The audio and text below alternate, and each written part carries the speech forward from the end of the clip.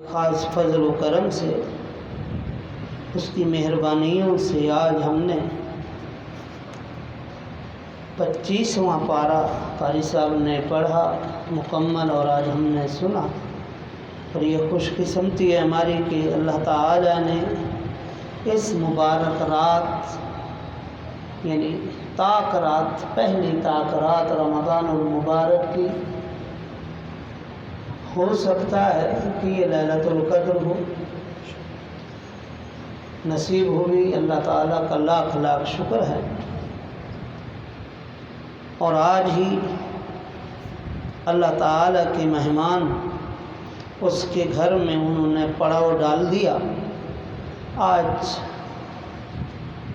پوری دنیا کے لوگ جن جن کو اللہ تبارک و تعالی نے اس سعادت کے لیے، سعادت اعتکاف کے لیے چنا، آج وہ اللہ کی بارگاہ میں حاضر ہیں، اور وہ اپنے رب کی بارگاہ میں بیٹھ کر اپنے گناہوں کی، اپنے درجات کی، اور امت مسلمہ کی بخشش کی، اور امت مسلمہ کی ترقی کے لیے دعائیں انہوں نے شروع کر دی ہیں۔ اور ہمیشہ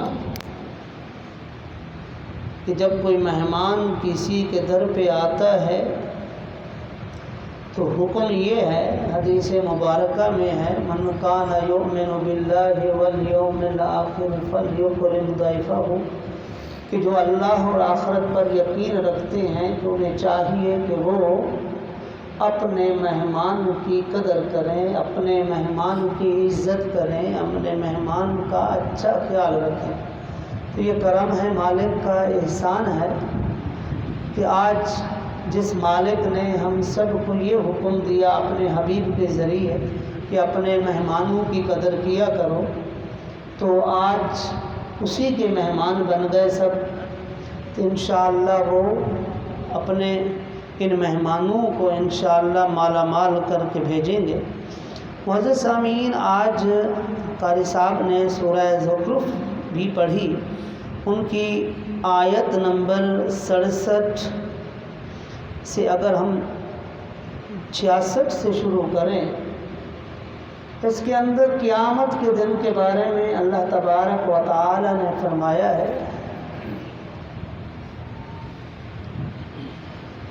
فرمایا هل ينظرون الا الساعة ان تأتيهم بغتة وهم لا يشعرون۔ هل کیا، ینظرون وہ دیکھتے ہیں، الا الساعة سوائے قیامت کے، ان تأتيهم بغتة کہ آتی ہے ان کے پاس اچانک، وَهُمْ لَا يَشْعُرُونَ اور وہ اس کا شعور نہیں رکھتے، یعنی کہ قیامت قریب ہے، وہ اپنی مستیوں میں مست ہیں، اپنے کام کاج میں مست ہیں، وہ اس کی تیاری نہیں کر رہے۔ اور آگے فرمایا یہ جو قیامت ہے نا، یہ کوئی عام چیز نہیں ہے، کوئی معمولی چیز نہیں ہے۔ اس کے بارے میں فرمایا الاخلاء یومئذ بعضهم لبعض عدو الا المتقین۔ الاخلاء خلیل کی جمع، خلیل کہتے ہیں دوست کو، اس کی جمع الاخلاء، یعنی کہ جو دوست ہیں دنیا کے اندر، الاخلاء یومئذ اس دن یعنی قیامت کے دن، بعضهم لبعض عدو ایک دوسرے کے جانی دشمن بن جائیں گے۔ جو دوست ہیں آپس میں، جو جتنے گہرے دوست ہیں، وہ جو دن آئے گا، قیامت کا دن جو آئے گا، اس دن میں یہ آپس میں ایک دوسرے کے دشمن بن جائیں گے۔ کیا سب کے سبھی ایسے ہوں گے؟ ہر دوست ایک دوسرے کا دشمن بن جائے گا؟ کیا ہر دوست ایک دوسرے کا اسی طرح سے دشمن بن جائے گا؟ فرمایا آگے، فرمایا الا المتقین، سوائے متقی، تقوی و پرہیزگار لوگوں کے۔ تقوی و پرہیزگار لوگ جو ہوں گے وہ تو ایک دوسرے کے دوست رہیں گے، اور خاصے اچھے دوست رہیں گے، گہرے دوست رہیں گے۔ کیونکہ ان کی دوستی اللہ کے لیے تھی اور اس کے رسول کے لیے تھی، مگر یہ جو دنیا دار ہیں جن کی جو دوستی تھی، ان کی دوستی اللہ اور اس کے رسول کے لیے نہیں تھی۔ فرمایا الاخلاء یومئذ بعضهم لبعض عدو، کہ اس دن یہ جو دوست ہیں آپس کے، جن کو وہ دوست سمجھتے ہیں، تقوی اور پرہیزگاری پہ نہیں بلکہ دنیاوی باتوں میں، چوری چکاری میں، خلاف ورزیاں کرنے میں، شریعت مصطفیٰ کا ٹھٹھا اڑانے میں، شریعت مصطفیٰ کی خلاف ورزی کرنے میں، جنہوں نے آپس میں دوستیاں لگا رکھی ہیں، ایک دوسرے کا ساتھ دیتے ہیں، ایک دوسرے کے ساتھ مل جاتے ہیں۔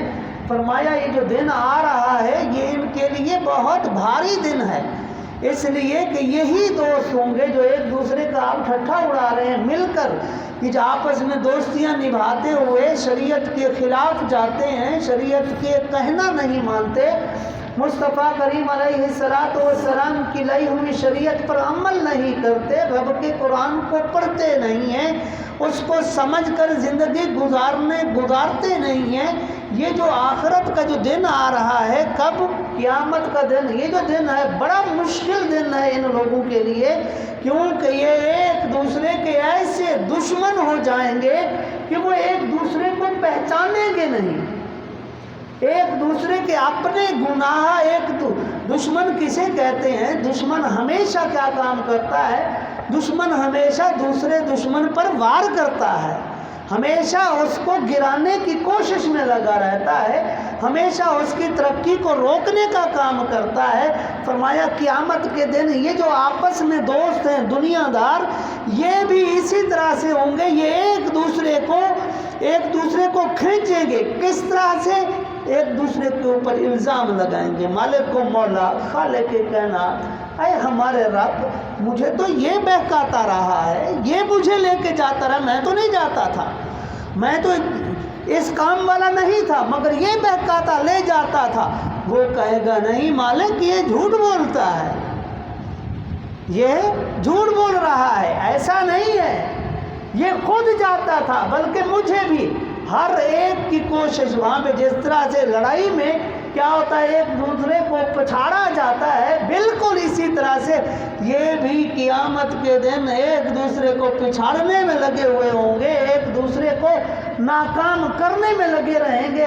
فرمایا سب کے سب نہیں، فرمایا الا المتقین، مگر جو متقی لوگ ہوں گے ان کی دوستی آپس میں بڑھتی جائے گی، ان کی دوستی، ان کی یاری آپس میں قیامت کے دن بھی نہیں چھوٹے گی۔ کیوں؟ اسی لیے کیونکہ اللہ تعالیٰ نے ان کے لیے قرآن میں وعدہ کیا ہے، فرمایا الا خبردار ان اولیاء اللہ، کہ اللہ کے جو ولی ہیں، جو دوست ہیں، لا خوف علیہم ولا هم یحزنون، ان لوگوں پر نہ ہی کوئی خوف ہے، نہ ہی کوئی غم ہے، اور نہ یہ غمگین ہوتے ہیں۔ کیوں؟ اسی لیے کیونکہ ان کی جو دوستی یاری ہے وہ دنیا کے کاموں کے لیے نہیں ہے، دنیا کو دھوکہ دینے کے لیے نہیں ہے، دنیا کے اندر فریب کرنے کے لیے نہیں ہے، بلکہ ان کی دوستی اور یاری آپس میں کس لیے ہے؟ یہ ایک دوسرے کو اللہ کی آیات پڑھ پڑھ کر سناتے ہیں اور قیامت کے دن سے ڈراتے ہیں، آخرت کے عذاب سے ڈراتے ہیں۔ یہ ایک دوسرے کے لیے فائدہ مند ہے، ان کی دوستی ختم نہیں ہوگی۔ دوستی کن کی ختم ہوگی؟ جو دنیا دار ہے، جن کی دوستی محض دنیا کے لیے، چتر چلاکیاں دنیا کے اندر، فریب فراڈ سب کچھ یہ کرنے کے لیے جو دوستیاں لگاتے ہیں، ان کو فرمایا یہ ایک دوسرے کے کیا ہو جائیں گے؟ دشمن ہو جائیں گے، ایک دوسرے کے عدوون۔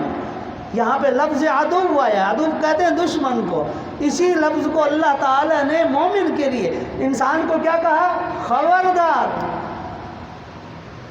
ان الشیطان للانسان عدو مبین، بے شک شیطان انسان کا کھلا دشمن ہے۔ وہی لفظ یہاں پر بھی استعمال کیا، ان کے لیے جو دوست ہیں آپس میں، ان کے لیے بھی وہی دشمنی والا لفظ استعمال کیا کہ ایک دوسرے کو پچھاڑیں گے۔ اب غور کیجئے آگے جو ہے اللہ تعالیٰ فرمایا یا عبادی، اللہ، یہی بات جو میں نے ابھی کی ہے۔ اب اگلی آیت میں دیکھیے، فرمایا یا عبادی، اے میرے بندو، اے میرے بندو، لا خوف علیکم اليوم، کہ تم پر آج کوئی خوف نہیں ہے۔ کیوں؟ تم تو میرے ہو، تم تو میرا کہنا مانتے رہے، تم تو میری بھیجی ہوئی کتاب کو پڑھ کر غور کرتے رہے اور سمجھتے رہے اور عمل کرتے رہے، اور تم میرے حبیب کی بتائی ہوئی باتوں کو کیا کرتے تھے؟ سنتے تھے، سمجھتے تھے، عمل کرتے تھے۔ فرمایا آج کے دن جب یہ جو دوستیاں تھیں جن کی دنیا دار جن کو تم دیکھ رہے ہو سکتا ہے انسان دنیا میں سوچے یار میں تو رب کے خوف سے مرا جا رہا ہوں، میں تو رب کے خوف سے کسی قسم کا کوئی گناہ نہیں کر رہا۔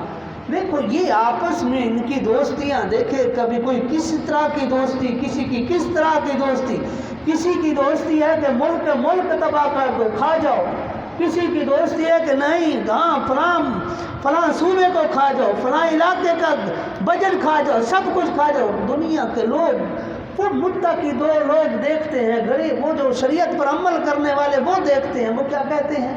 ممکن ہے دنیا کے اندر خیال آئے یہ دیکھو کیسے کامیاب لوگ ہیں، پاکستان میں بھی، پاکستان سے باہر بھی، دنیا میں ہر جگہ پر ان کی پراپرٹی ہے۔ ہم بیچارے خوف کرتے، رب کا خوف کرتے کرتے کیا ہو رہے ہیں؟ سسک کے مر رہے ہیں۔ فرمایا اب اللہ تعالیٰ فرما رہا ہے انہی بندوں کو جو شریعت پر عمل کرتے رہے، وہی غریب، وہی جو شریعت پر عمل کرتے رہے، پر اللہ تعالیٰ فرماتا ہے یا عبادی، اے میرے بندو، کتنے خوش نصیب ہیں جن کو رب کہے میرے بندے، میرے بندہ کہے۔